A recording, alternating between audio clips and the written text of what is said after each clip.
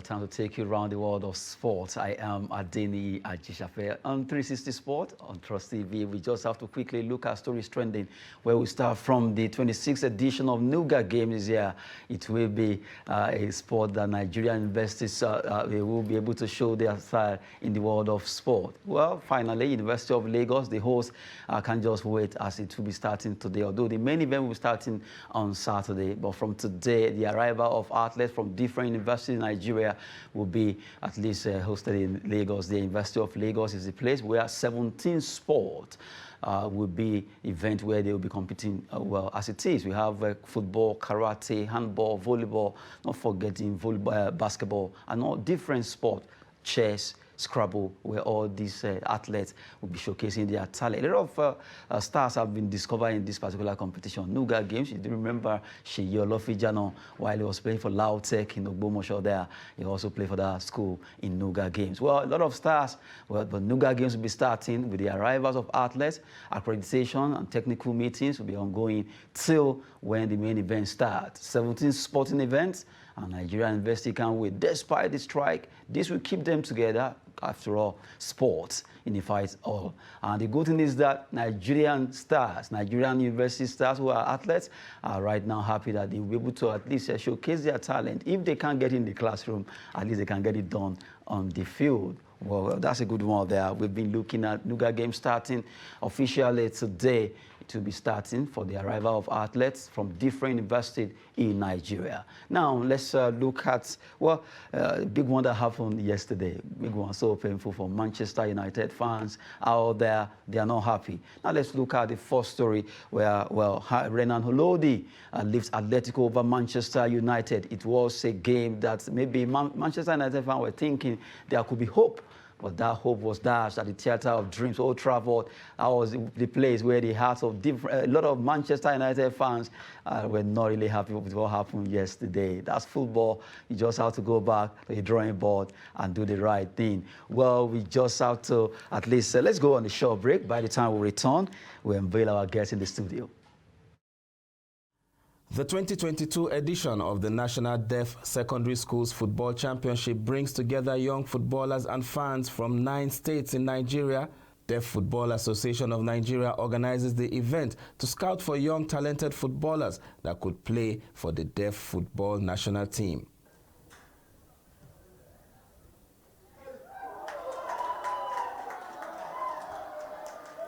National Association for the Deaf Football Association. This football association is supposed to be like NFF itself. When a competition comes, they are supposed to release some amount that will help us to win the competition without any problem. We are also the Super Eagles that we have are no difference from Super Eagles itself. Most of the time we used to participate at international competition, but most of the time before phone release for us, there must be a delay. But when even the phone release for us, we want anything for the country. We face our second position. When we came back, nothing is given to the players to please them. The last time this championship held was way back in 2012 in Sokoto State. Knowing that their counterparts without any hearing impediment play such competitions regularly, these young footballers with different types and levels of disabilities attending the event express happiness to be given opportunity to compete once more after 9 years. I feel okay. Yes, I enjoy playing it, and I feel playing with friends always.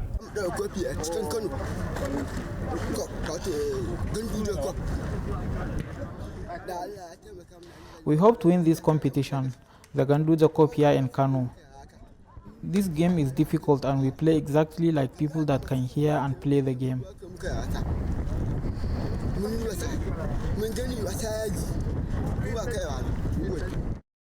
Holding in the pyramid city of Kano, the competition delights students of special education schools as they compete for honors while displaying impressive football talent.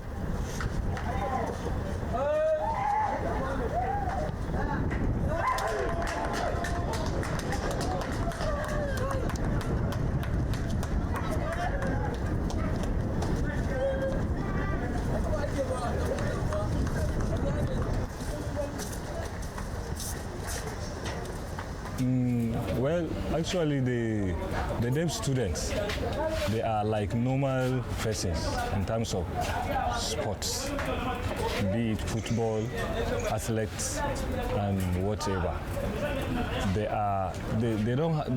I don't think there is no difference between deaf student and the normal persons.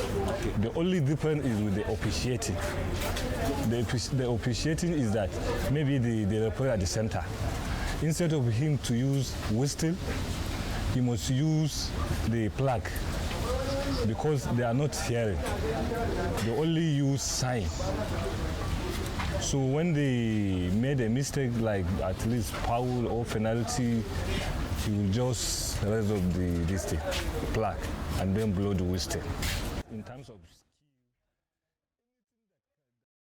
There's ability and disability. Well, the deaf sport there that took place in Kano. We just have to appreciate what those young lads did playing football there. Well, still now talking about the event that happened yesterday over there, the Theatre of Dreams, Old Trafford, where they actually crashed out. I'll be having this particular topic with two gentlemen in the studio. Starting from my immediate left-hand side is Adekunle Samuel. Good to have you, Adekunle Samuel. Thank you very much. And Abdullahi Kabir is there. Good one, Kabir. I'm sure you're laughing with the Manchester United fans, right? Not really. I'm just a bit shocked, to be fair. Shocked? Why? Great. I didn't expect the game to go that way, but I guess. Okay, we were seeing Man U that you're going to qualify. Yeah, I thought they were slight favourites because of the season Atletico Madrid were having, but it was a defensive masterclass last night. From Atletico. Okay, let's start with that goal scored by Lodi dos Santos. It was a goal that, even though Man United players were not too happy, they were complaining to the referee, and in fact, Ronaldo was even giving some signs that he didn't see well and all that. That's actually land Ronaldo in trouble with UEFA now. But as it is, that goal from Lodi, did you see that goal as being justified? Yeah, I felt it was justified. I think Elanga, where you're talking about the foul, it was, the foul on Elanga was fouled. I didn't think it was a foul, to be fair. Like, he fell down way too easily. They should have carried on with the game. Atletico immediately countered. He went on and scored the goal. So I don't see what Ronaldo is complaining about. You know, sometimes his ego gets to him and he starts screaming and complaining. But he should get used to it by now. He's no longer... He doesn't play for he's already a veteran in the sport. He's a veteran, man. He should get used to it. He's not playing for Real Madrid anymore. He's not going to win trophies anymore, so he should get used to it. Okay, now we've been looking at Ronaldo, this goal that lifted Atletico Madrid over there at Old Trafford. It was not expected. As football at times, never say never. Well, that team, Atletico, they came, they saw, and they were able to hold it round. Well, good one for them. Diego Simeone did not refuse to shake that hand, and he ran. So, Adekunle Samuel, Man United, Atletico, that game, how did you see it? To me, it's not a surprise, something surprising to me, actually. Because when we look at the Spanish team, I think it's only Chelsea that is always able to match up to their standard whenever an English team is playing against a Spanish team. I remember some years ago also when Villarreal knocked Manchester United out of the Champions League. And I think playing against even the Copa, the second tier, that is the Europa League, last 2 or 3 seasons also, they were being defeated by a Spanish team. So they always find it difficult playing against a Spanish team. To me, yesterday's game is not a surprise to me. Neither was I shocked about the result. Because yesterday I was telling some of their fans also that you people are likely to receive the shock of your life today in a game against Atletico Madrid. The fact that Chelsea had an upper hand against them last season on their way to winning the Champions League doesn't mean that Manchester United will also have an easy route against them. So I let most of them know yesterday that this match, Man United, even with Cristiano Ronaldo, they are likely going to crash out tonight. And which they did. But the painful thing is that they did at home, at the front of their fans. It was very painful. It was. Like, this 5 years now and counting, they haven't won a trophy. It is unlikely to win the Premier League this season, so that's 5 years in general. Possible. The first time Ronaldo is not going to win a trophy is like 16 years, so they've really dropped off. I think. But I think it's not as if I'm actually happy for the two of them, but I love the fact that himself, Ronaldo and Messi, both of them are dropped at the same time. It's not as if one is still making any much So it means, okay, you guys have won everything.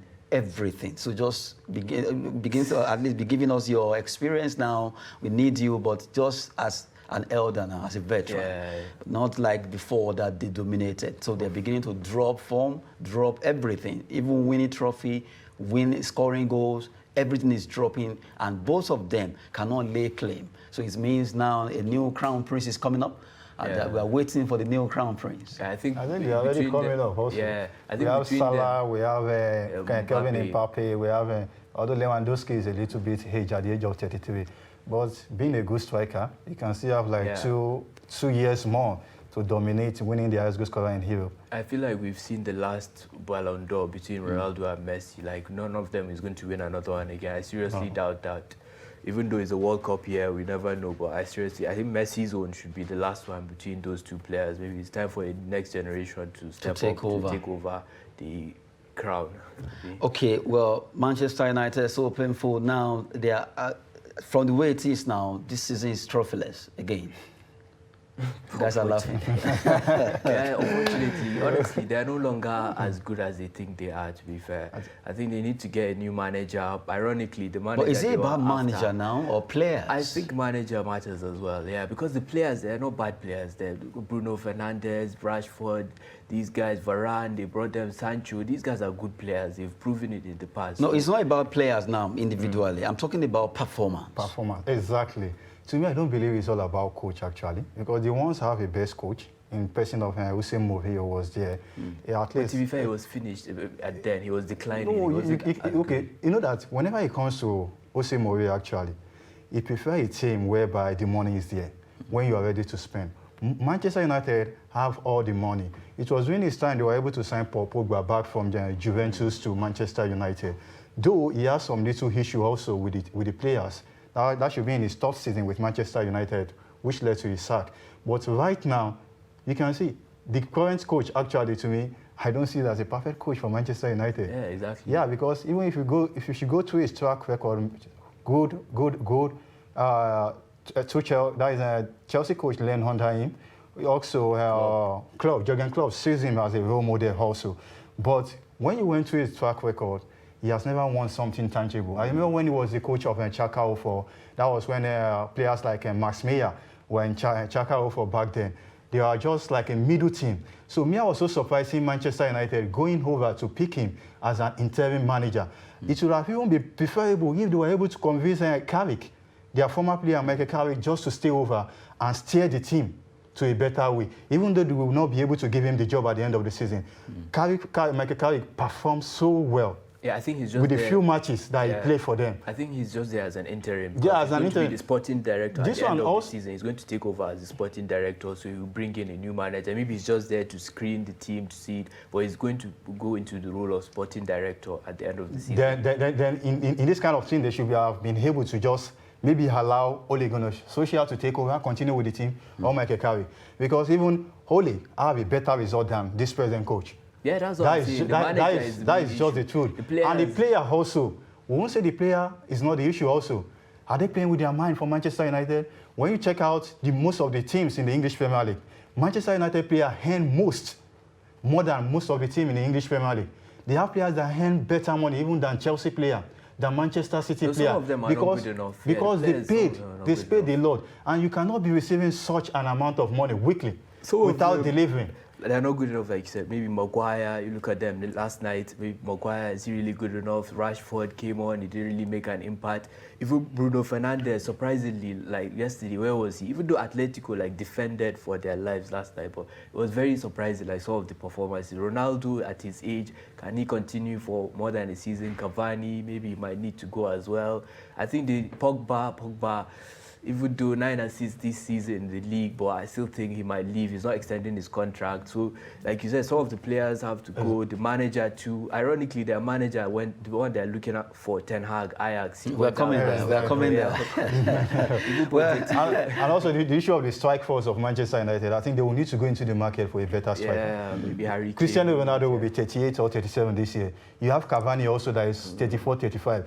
combined together. You can't be using two strikers that are of age of almost 70-something years. When you combine their age together, this is Premier League that we are talking about. Sorry, unfortunately, Greenwood with his off-field issues, he might also not even come back as a professional footballer. Exactly, that is just it. Well, we've been looking at Manchester United, and you can see me giving them space. Let them talk about the Man United. I just hope that things will go well with that team. It seems not to be going right, despite bringing Ralf Rangnick and also all the players they bought during the season. But it's not speaking well for Old Trafford team. They just have to, if they really want to achieve something next season. But as it is right now, this season is gone. All they need to do right now is to fight for top 4 if they can. Between Man U, Arsenal is still open. Now, let's move away. Let's talk about that game that happened, Benfica, Ajax. Eventually, the man that Man United are actually looking up to, Erik ten Hag, also was beaten by Benfica. Maybe this will change their mind from the way it is. The team that the coach they are looking up to also lost, so out of the competition. No, I don't think it should change their mind too much because Ten Hag has already proven himself the past few seasons. He took Ajax to his semi-final, quarter-finals a few years ago. In the league, they're doing so well this season. They've conceded very few goals. In the group stage, you can remember they won almost all their matches. Sebastian Haller was doing very well. So I don't think this was maybe an off night, maybe an upset. Benfica, they got a bit lucky. Even though they defended very well, they played very well on the night. So I don't think it should change their mind about Ten Hag. I think it was just luck sometimes. Ajax, maybe they were too confident from the first leg. Maybe they drew 2-2. They felt that if they come to their stadium, the Johan Cruyff Arena, they would just play them off the park. But unfortunately, it didn't turn out like that. Benfica really played well. The experienced defenders, Otamendi, Vertonghen, these guys have been playing for many years. So it was a bit of a shock defeat last night. Yeah. A bit of a shock defeat last night for Ajax, but Adekunle, now let's look at from your own side. Benfica, after Nunes scored that goal, they really showed their class that we can move in this particular game. We can. Despite the fact that Ajax for the past 4 or 5 years, they've been consistently be at the top in UEFA Champions League. Yeah, I think in the case of Ajax and Benfica, I always tell people in the game of football, it is not over until it is over. You cannot say because you have gone to Portugal and then you get a draw in Portugal over there, then coming back to your home, you now relax. It's not supposed to be like that as a good team. So the result yesterday actually was quite so shocking to so many football fans around the world because everybody believes that the way Ajax walk over Sporting Lisbon, same way they will also walk over Benfica in that same encounter. But it was a different result yesterday. But I believe the best team actually won. Because even Benfica also, they played very well in the game against Ajax yesterday. They played to their very best, and they were able to get the desired result that they needed. Now they have already moved forward to the quarterfinal of the UEFA Champions League. Well, that's so painful for the Cameroonian goalkeeper, Onana. Seems not this year is not really Onana's year at all. Look at AFCON, look at the Champions League now is out. Well, hopefully they will get their acts together. Let's see what Man United will be offering concerning the manager issue. Would they go for Erik ten Hag or any other available coach out there? After all, they mentioned Pochettino. They also mentioned Diego Simeone, the man that eventually booted them out of the competition. We wait and keep our fingers crossed as we look at what Man U will be doing for next season concerning their players and also the coaching crew.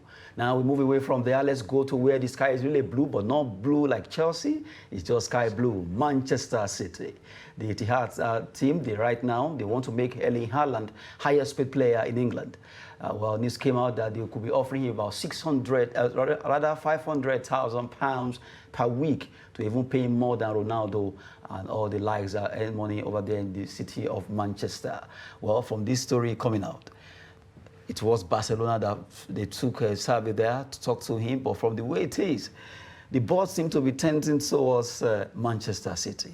Adekunle? Yeah, I think Manchester City has the financial power, unlike Barcelona right now. Barcelona, we all know that they are going through some crisis. They won't be able to pay such an amount to any player right now.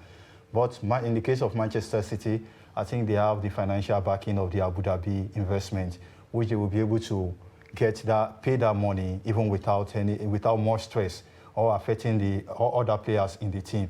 But the issue right now that I'm still thinking about is will Erling Haaland goes to Man City?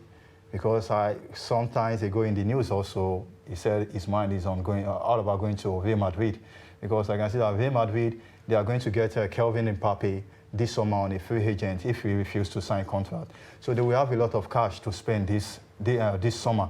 And going for Haaland also will be their top priority. And we all know that most players in the world today will pick Real Madrid over any team in the world today. But if Haaland should also move to Manchester City, it's going to be a good move for them, playing under a coach like Pep Guardiola, a team that is already well organized, a team that is a threat to every other team in Europe. So if Haaland moved here, it's going to be a good move. Okay, well, I think Abdullahi, you're smiling. I think maybe he has links to Man City previously. I think his father, his dad played there in the past. But yeah, I don't know, Real Madrid, given the form of Benzema, I don't know, will they really be looking to replace him? Even me, I've been thinking about that Haaland, Mbappe, will they sign both of them? Because Benzema, this is like he's having his best ever season or something. Will they really replace him? So I was thinking maybe they'll keep Benzema, sign Mbappe, maybe leave Haaland maybe for another team or something. But Man City, they need a striker, honestly. Look, even their performance in the weekend against Palace, how many chances did they create? Foden, Grealish, these guys are really like natural. I will leave you guys to keep talking Manchester City. Let's just quickly take our last story on the show. We have to talk about a particular player that played for Real Madrid. Well, right now, the Gunners, Arsenal, are also putting their radar on Eden Hazard. If that would be possible, that's the last story we'll be taking on the show. Gunners are looking at, well, Eden Hazard, after moving away from Chelsea to Real Madrid, it did not just click. But right now, can it happen if he moves to the Emirates Stadium? I think it's a gamble worth taking. Like Hazard, like obviously when he was at After Chelsea, he was formerly in England. Exactly, brilliant. Even in London, even specifically, so a brilliant player when he was at Chelsea. Like looking at how Coutinho happened for him, he went to Barca, it didn't work out, came back to Aston Villa in January, and look at how he's been playing. So maybe something similar can happen to Hazard because it really hasn't worked out for him at Real Madrid. Yeah. Well, we just hope so. From Adekunle, what do you say about this particular name? Yeah, to me, I believe he's coming back home. And when I said home, I mean coming back to Stamford Bridge. Because even though Chelsea is currently going through some little crisis, which I believe everything will be resolved by the end of the season, Hazard's mind, everything he's thinking about right now is all about coming back to Chelsea. Because he believes that that is the only way we have that opportunity again. Even if he's not performing, Chelsea will still see him Chelsea will still see him as a legend. Okay, I nearly ask you if you are his PA. Okay, that's it. We've been talking about Eden Hazard, hopefully moving to anywhere in England. It was Newcastle that first came, draw the first blood. Now Arsenal. I'm from Adekunle here, although an unappointed PA says that it will be Chelsea that will be moving to. That's it on 360 Sport. We've been taking a lot of news. UEFA Champions League, Man U, they are out. Benfica, they qualify. Ajax also out. And we also talk about the NUGA games where it will be starting. Arrival of athletes from different universities in Nigeria converging in Lagos, precisely at the University of Lagos. 26th edition, 17 sporting events where they will be jostling for honors. Their talent will be discovered and hopefully let Nigerian university students let them be happy through sport for now. Well, that's it. We just have to appreciate you. Kabiru, thank you very much. Great to be here as always. Adekunle, thank you also. Great to be here. Good one there. Sport is always business and fitness. I am Adeni Ajishafe. Thanks for watching.